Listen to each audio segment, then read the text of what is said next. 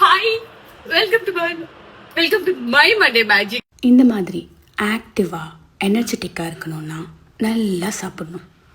நல்லா சாப்பிட்ணுன்னா நிறைய சாப்பிட்ணுன்னு அர்த்தம் இல்லை, நல்லது சாப்பிட்ணும். ஃபார்முலா ரொம்ப சிம்பிள், ஆனால் அதை ஃபாலோ பண்ணுறது தான் இங்கே நிறைய பேருக்கு கஷ்டம்.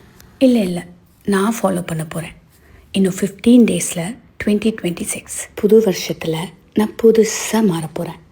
இந்த லைஃப்பை எக்ஸ்பீரியன்ஸ் பண்ண எனக்கு கிடைச்ச இந்த ப்ரெஷியஸ் பாடியை ஆரோக்கியமாக ஆக்டிவாக அழகாக மாற்ற போகிறேன்னு நீங்கள் சொன்னீங்கன்னா கண்ணை மூடி அந்த ப்ராமிஸை நீங்கள் உங்களுக்கு பண்ணிவிட்டு வீடியோவை தொடர்ந்து பாருங்கள். இதை சாப்பிடுங்க, அதை சாப்பிடுங்க, இதை இப்படி பண்ணுங்கள், அதை அப்படி பண்ணாதீங்க. எங்கே பார்த்தாலும் இன்ஃப்ளூயன்சஸ், ஏகப்பட்ட அட்வைசஸ்.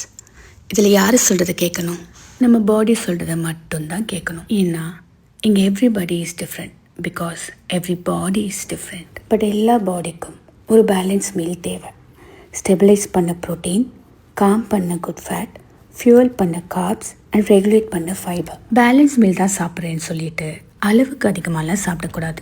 என்னோடய சீக்ரெட் சொல்லட்டா, நான் எதை சாப்பிட்டாலும் அளவாக சாப்பிடுவேன். எங்கே நிறுத்தணும்னு தெரியும்.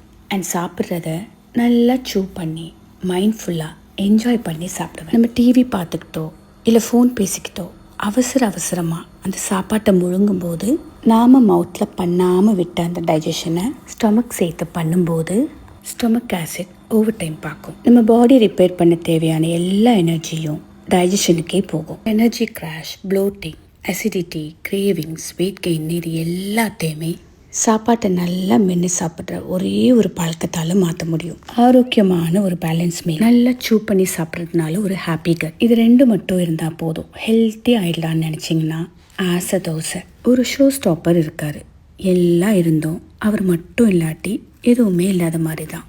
அவரை பற்றி அடுத்த வீடியோவில் சொல்கிறேன். பாய்.